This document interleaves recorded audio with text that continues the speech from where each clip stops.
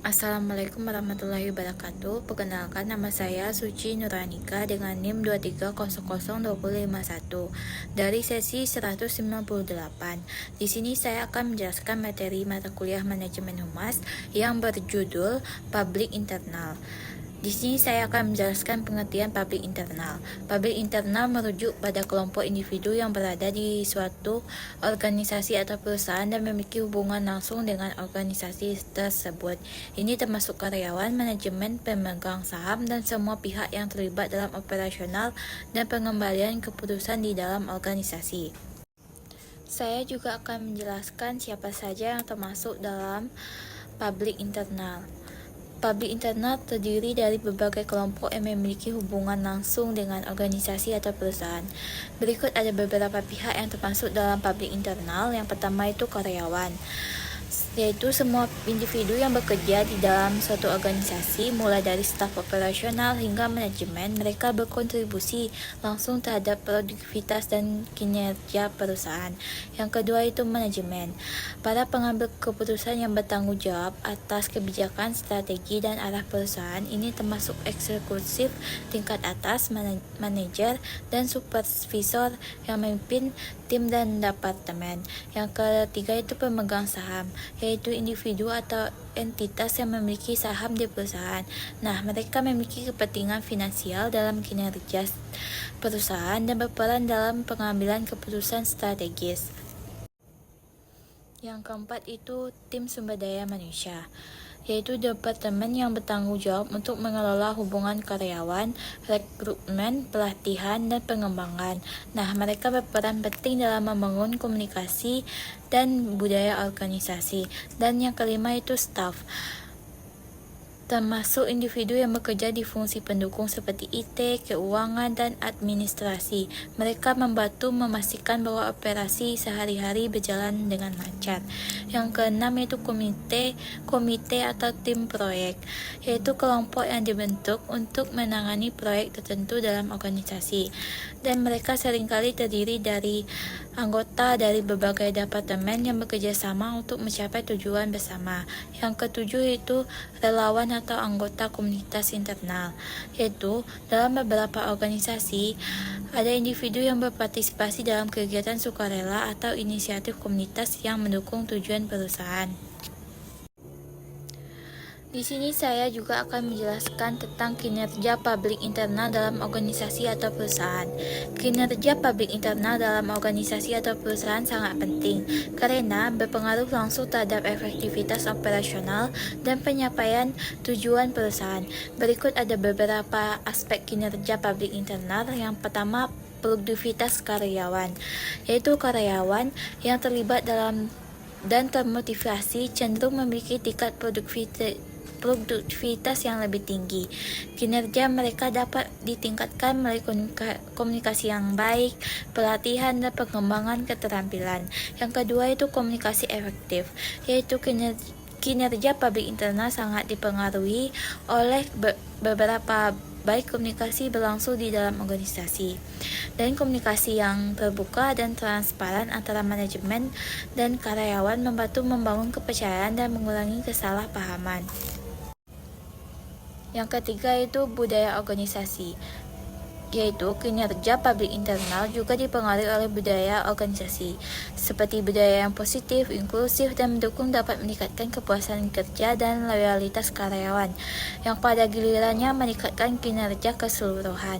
Yang keempat itu keterlibatan dan partisipasi, di mana karyawan yang merasa terlibat dalam pengambilan keputusan dan memiliki suara dalam organisasi cenderung lebih berkomitmen.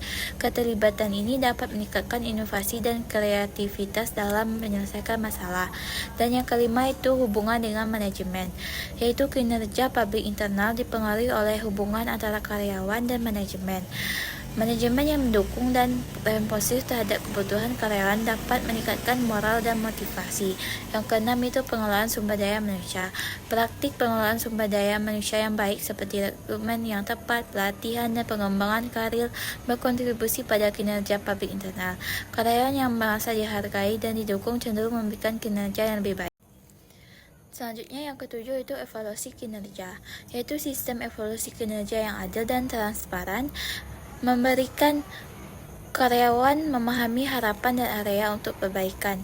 Ini juga memberikan umpan balik yang konstruktif untuk pengembangan lebih lanjut. Dan yang ke-8 itu inovasi dan perbaikan berkelanjutan, di mana kinerja publik internal juga mencakup kemampuan organisasi untuk beradaptasi dan berinovasi. Nah, karyawan yang didorong untuk berpikir kreatif dan memberikan masukan dapat membantu perusahaan tetap kompetitif.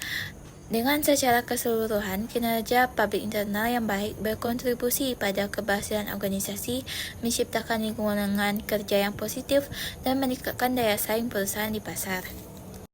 Selanjutnya, saya akan menjelaskan strategi yang digunakan publik internal untuk menciptakan pemahaman yang lebih baik antara perusahaan dan pemegang saham. Yang pertama itu komunikasi terbuka dan transparan. Dengan membangun saluran komunikasi yang jelas dan terbuka antara manajemen dan pemegang saham, ini termasuk laporan berkala tentang kinerja perusahaan, kebijakan, dan strategi yang diambil. Yang kedua itu laporan keuangan yang jelas, di mana menyediakan laporan keuangan yang mudah dipahami dan transparan. Ini membantu pemegang saham untuk memahami kondisi keuangan perusahaan dan membuat keputusan yang lebih baik terkait investasi mereka. Dan yang ketiga itu pertemuan rutin. Dengan mengadakan pertemuan rutin dengan pemegang saham seperti rapat umum pemegang saham dan sesi tanya jawab, ini memberikan kesempatan bagi pemegang saham untuk mengajukan pertanyaan dan mendapatkan klarifikasi langsung dari manajemen. Yang keempat itu pendidikan dan pelatihan, di mana menyediakan program pendidikan atau pelatihan bagi pemegang saham tentang cara membaca laporan keuangan, memahami strategi bisnis, dan mengenali faktor-faktor yang mempengaruhi kinerja perusahaan. Dan yang kelima itu keterlibatan dalam pengambilan keputusan, melibatkan pemegang saham dalam proses pengambilan keputusan strategis, terutama yang berdampak langsung pada mereka. Ini dapat dilakukan melalui survei atau forum diskusi. Dan yang keenam itu feedback dan umpan balik, dengan mendorong pemegang saham untuk memberikan umpan balik tentang kebijakan dan praktisi perusahaan. Ini dapat membantu manajemen memahami perspektif pemegang saham dan menyesuaikan strategi sesuai kebutuhan. Dan yang ketujuh yaitu penggunaan teknologi, di mana memanfaatkan teknologi untuk meningkatkan komunikasi seperti portal pemegang saham online yang menyediakan informasi terkini, laporan, dan dokumen penting lainnya. Selanjutnya yang ke-8, membangun hubungan yang kuat.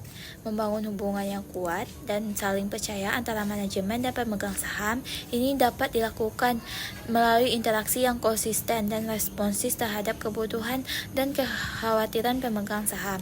Dan yang ke-9 itu kampanye informasi. Dengan melakukan kampanye informasi untuk menjelaskan visi misi dan nilai-nilai perusahaan kepada pemegang saham sehingga mereka dapat memahami arah dan tujuan perusahaan yang lebih baik.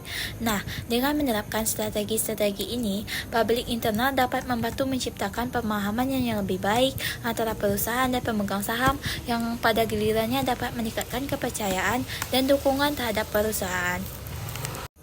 Dari materi ini dapat disimpulkan mengenai kinerja publik internal dan strategi untuk menciptakan pemahaman yang lebih baik antara perusahaan dan pemegang saham. Ada beberapa kesimpulan. Yang pertama itu pentingnya kinerja publik internal.